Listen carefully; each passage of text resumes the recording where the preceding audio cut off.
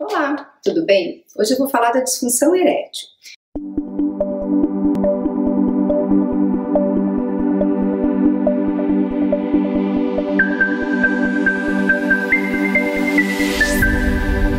Que é a dificuldade em ter ou manter a ereção durante a relação sexual.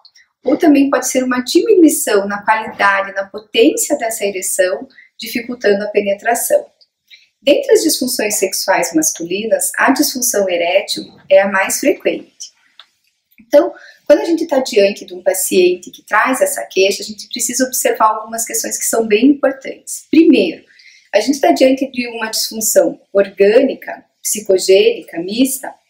Nas orgânicas, a gente vai ter alguma questão clínica por trás, causando a disfunção. Nas psicogênicas, a gente vai ter alguma alteração psíquica ou emocional que esteja causando. E na mista, a gente tem a presença das duas.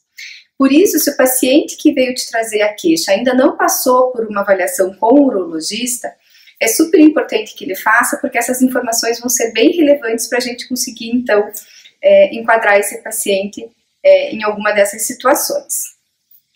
Durante a avaliação do paciente, existem algumas dicas, algumas pistas que o paciente vai dando quando ele vai descrevendo a história, que nos auxiliam bastante também a já ir enquadrando esse paciente dentro de alguma dessas situações, seja orgânica, psicogênica ou mista. Então, por exemplo, o paciente que vem trazendo uma queixa orgânica, ele normalmente vai ser um paciente acima de 50 anos, né? Um paciente que tem comorbidade, né? Então, por exemplo, tem alguma alteração vascular, neuropática, endócrina, faz uso de algum medicamento ou substância que possa alterar a função sexual, eventualmente pode ser obeso, tabagista, etilista, sedentário. Então, isso são informações que a gente precisa coletar que vão estar nos auxiliando. Outra característica da disfunção orgânica é que o paciente vai relatar que os sintomas já vêm aparecendo há um bom tempo, de forma lenta e gradual, né? Então ele fala, poxa, já faz um bom tempo que eu tenho percebido que a qualidade da minha ereção está diferente, que o meu desempenho sexual não vem sendo como era antes, né? Outra característica também é que normalmente ela é generalizada. O que isso quer dizer? Está presente independente da situação em que o paciente está inserido. Então, se ele está se masturbando, ou se ele está durante o ato sexual, com que parceria ele está, a posição ou o ambiente em que ele se encontra. Então, essas características acabam nos auxiliando. É bom a gente lembrar que, eventualmente, a gente pode ter uma situação que é orgânica, mas o aparecimento é abrupto, quando o paciente sofreu algum tipo de trauma, né? Então, teve alguma lesão vascular, ou da inervação dessa região, e aí o início passa a ser abrupto também. O paciente que vem com uma queixa de disfunção erétil psicogênica, diferentemente, então vai ser um paciente mais jovem, geralmente menor do que 40 anos, então a idade é sempre um fator bem importante da gente estar observando. Paciente rígido, né? Então o que quer dizer? Um paciente saudável, sem comorbidades. Ele normalmente vai trazer uma história de um início abrupto. Ele muitas vezes sabe pontuar exatamente o dia que começou a aparecer a disfunção, né? Geralmente teve alguma situação ali que aconteceu que foi traumatizante, marcante para o paciente, que ele consegue lembrar. Então esse aparecimento ele é mais abrupto, o início rápido, e ele normalmente é situacional. O que isso quer dizer?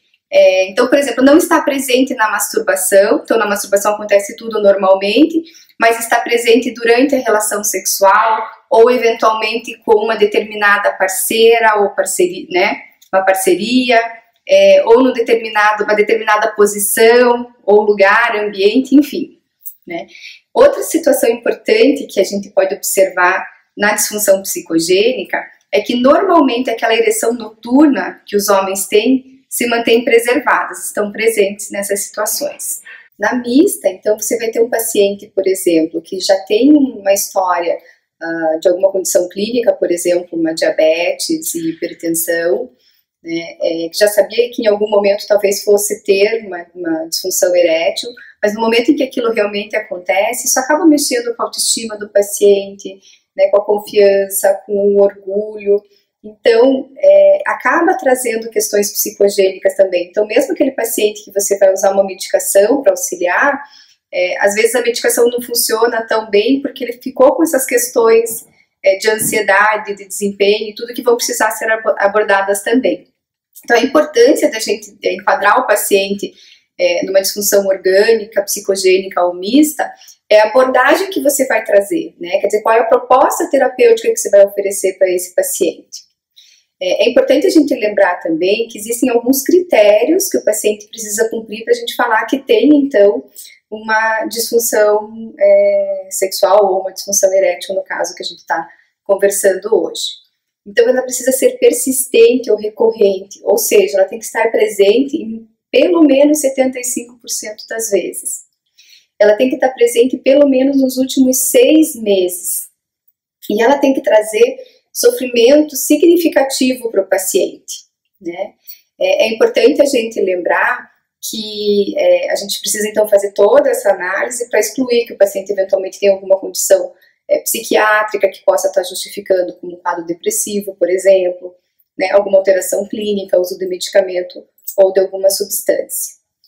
Outras coisas que também precisam ser observadas, e aí a importância do paciente passar por uma boa avaliação clínica, a gente então fazer uma conversa para conseguir questionar e identificar todos esses fatores, é observar, por exemplo, se o paciente tem alguma questão pessoal que possa estar envolvida na disfunção, como, por exemplo, como é que é a autoestima desse paciente, né?